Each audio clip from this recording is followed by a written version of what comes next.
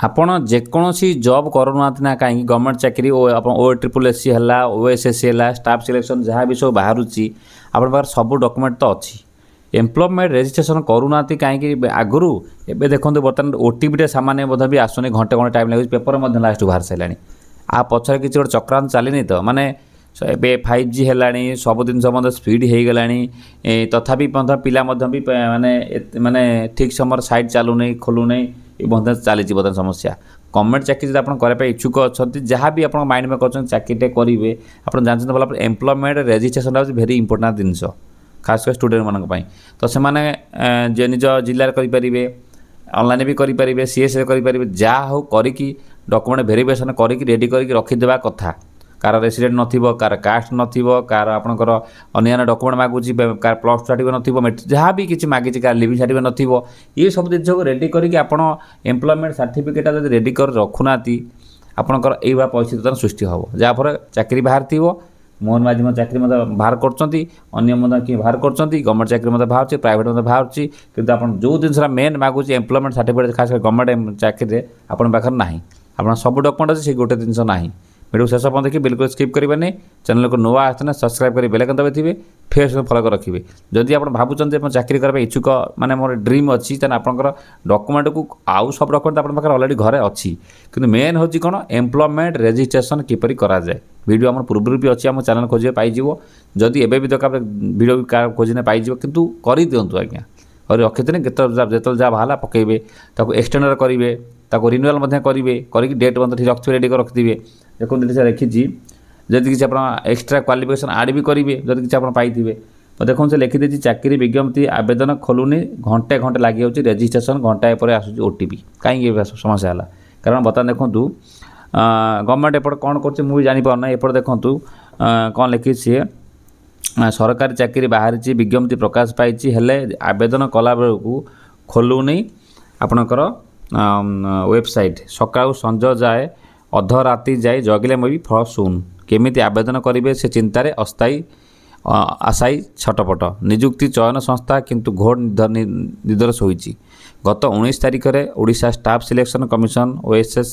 पक्ष विभिन्न विभाग में ग्रेजुएशन स्तर में पदवी बाहरी निजुक्ति विज्ञापन बाहरिला केवल स्टाफ सिलेक्शन कमिशन नुहे बरं ओडिशा सब ordinate staff selection commission OSSSC पक्षर भी विभिन्न पदर निजुक्ति पर आवेदन आह्वान कराई उभय चयन संस्था पक्षर एने नोटिस जारी करा क्यों साइट आवेदन करा भी दर्शा जाइए। विडंबना होची जे आवेदन करने इच्छुक आशायी माने हताश हो बसुंच वैषयिक त्रुटि पाई ना साइट खोलुची ना आवेदन करी हेउची हजार संख्यार आशायी दिन राति बारंबार उद्यम करी फेल भी हेउचंती। साइट पूरा मठे मठे खोलुची दिन में तो उभय साइट आदौ खोलुना रात काँ भाँ खोलुची चाकरी पर आवेदन कर रात अनिद्रा होती आशायी किंतु रेजिस्ट्रेशन घंटाए घंपरे आसूची OTP 5G इंटरनेट रे जड़े आवेदन करने को अति बेस 15 मिनट अध घंटा समय लगे कथा किंतु दिनटे समय लगी जाऊँगी सीना कि गोटे प्रक्रिया मतलब संपूर्ण हो पारना पाठपढ़ा छाड़ी रात अनिद्रा हो आवेदन करने को दिन राति 50 थर उद्यम करी आशायी प्रार्थी मैंने निराश होती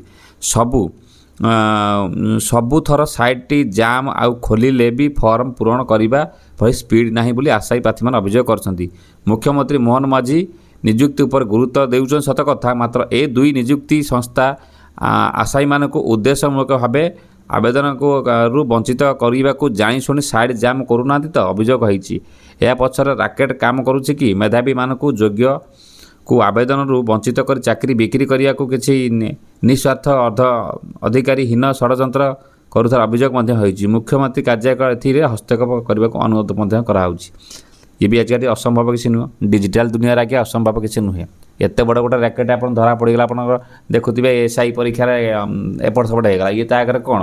आपंकर क्वेश्चन पेपर गला क्वेश्चन पेपर लीक हो बाटर आगे तो ये नुआ कथा किसी नुहे किंतु स्टाफ सिलेक्शन कमिशन हो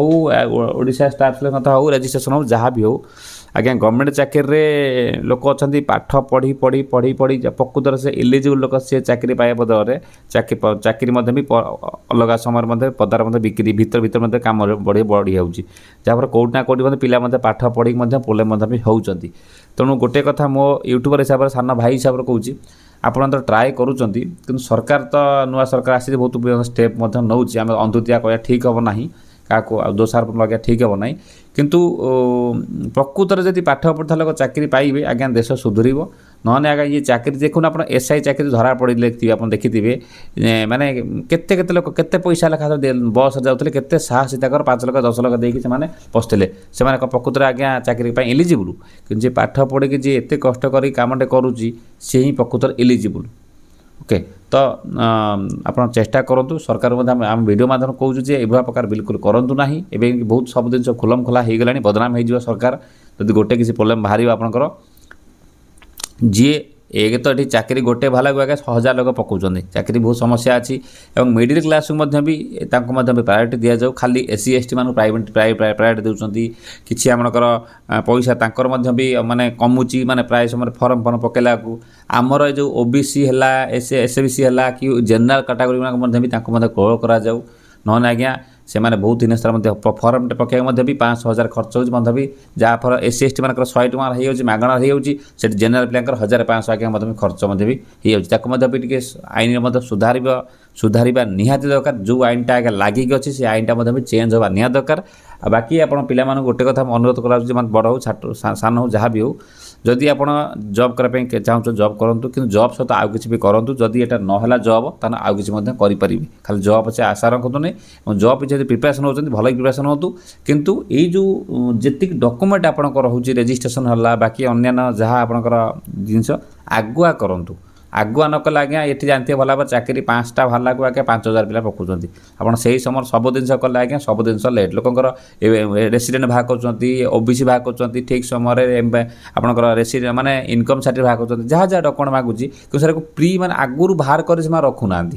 ଯାହାଫଳରେ ମଧ୍ୟ ବି ଠିକ୍ ସମୟ ବାହାରିଲାକୁ ମଧ୍ୟ ବି ଏଇଭଳିଆ ଜାମ୍ ହେବ ସାଇଟ୍ ଚାଲିବ ନାହିଁ ଏସବୁ ମଧ୍ୟ ବି ସୃଷ୍ଟି ହେଉଛି ତ ତଥାପି କିଛି ଆପଣଙ୍କର ଟେନସନ୍ ନେବାର ନାହିଁ ଚେଷ୍ଟା କରୁଥାନ୍ତୁ କିନ୍ତୁ ଆପଣଙ୍କର ଚେଷ୍ଟା କରନ୍ତୁ